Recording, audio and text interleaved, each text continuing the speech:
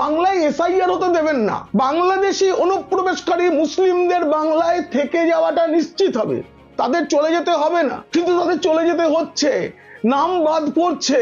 এরপর তাদের ওপরে যে নতুন আইন ইমিগ্রেশন অ্যান্ড ফরেনার্স অ্যাক্ট কার্যকর হবে, যারা এখনো বাংলায় রয়ে যাচ্ছেন, বাংলাদেশে ফিরে যাচ্ছেন না, সেই অনুপ্রবেশকারী মুসলিমদের আর কিছুদিনের মধ্যেই ডিটেনশন ক্যাম্পে থাকতে হবে।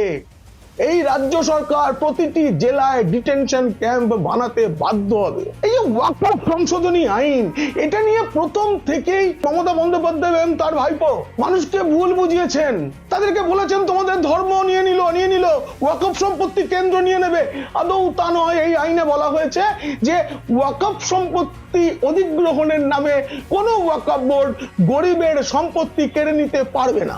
এই রাজ্যে একটা বড় অংশের ওয়াকফ সম্পত্তি দিদির প্রাণের ভাইয়েরা দখল করে রেখেছেন। এই রাজ্যের মুসলিম অধ্যুষিত এলাকাগুলো সেই পিছিয়ে থাকা এলাকার মধ্যে।